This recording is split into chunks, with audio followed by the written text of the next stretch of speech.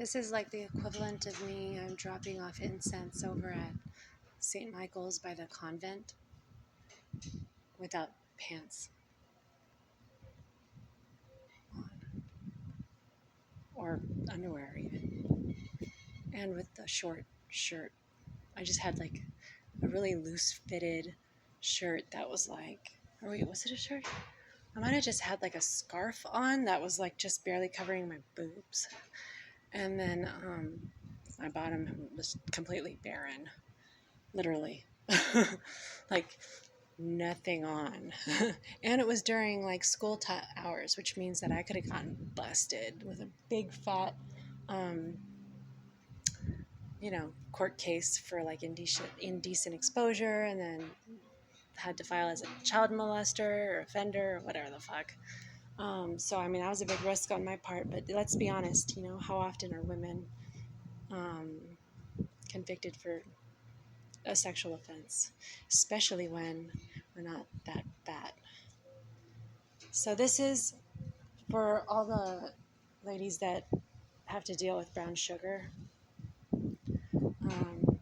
and that fucked up, situation that was brought to my attention.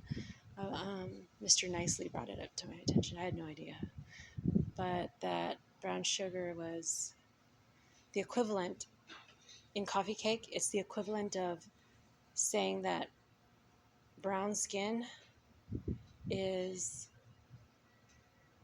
susceptible to, you know, susceptible to all kinds of things because it's basically sugar. And it goes in all kinds of different baked goods. So when people say, yeah, wake and bake, or when they say that they're baking stuff, like, I think if anyone's got any like claim to bake, would be the ones that go through that brown sugar shit. And so like a yam pie from someone that's black is the equivalent of saying I love you, I would think. Not the equivalent of saying I hope you fucking die, you fucking piece of shit. You know what I mean?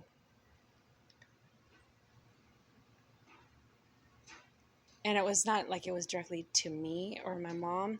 It was given to the community center. So, and there's hardly any black people there. So yeah, I suppose that community center represents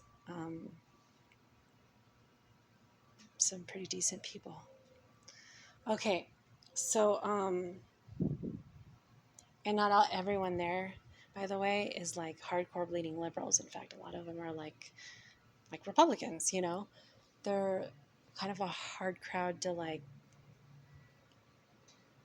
actually be liked by, which is what I like so much about black friends.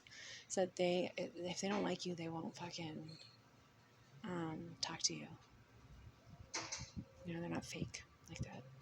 So that's what I love most about it, because I just, like I said, when I was naming the parakeets I had, Gentle and Snow, to me it just seemed like natural. Like I just wanted to name them that. And Snow it was just perfect for her. I mean, she was a little bitch, impossible to please, and boy did she bite hard. And you know what? I gotta say, that's what I really, really love about those names is that, to me, I mean, if you're going to be using the parakeets and stuff, you should know that the reason why Gentle is Gentle is because, well, if anyone's going to be raping me or people I care about, I would want them to be gentle when they rape them. That's physically, by the way. And if they're not going to be doing it physically, they're just going to just rape them with like of their rights and rape them of like their story and rape them all kinds of shit, then I'd rather, if they're going to bite, because that's biting, by the way, that they actually bite. And, that way when you're getting, when you're getting basically raped.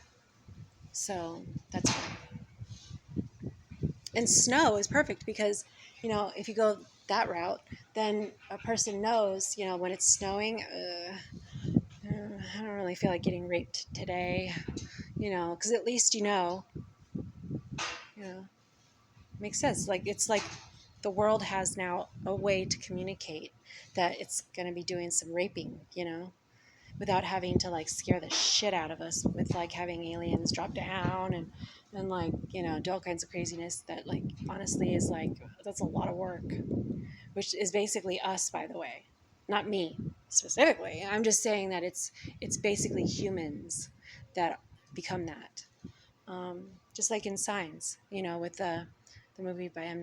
Night Shyamalan, and you see those aliens in the corn or on the roof or wherever. That's basically us, people, humans, capable of becoming that. Why? Because it's the equivalent of witchcraft.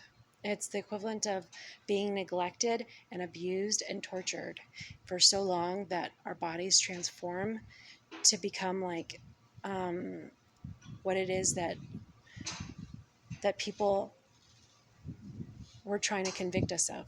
And so we become those things. And then we are faced with the inevitable task of having to return to society, having to return with all those labels that were forced on us.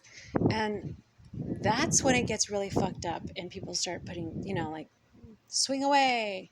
It's like, okay, are we swinging away because it's a fly and we're trying to, like, get the fly to go away? Or is it that we think it's a baseball? Because that's messed up, particularly when it was probably Mel Gibson's wife. It was probably her. It's fucked up. So that might explain why Joaquin Phoenix has like a hair lip, by the way.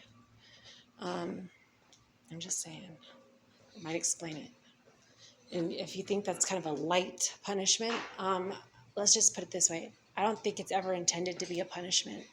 It's just like marking something. Okay, so you can better understand what it is and what it represents.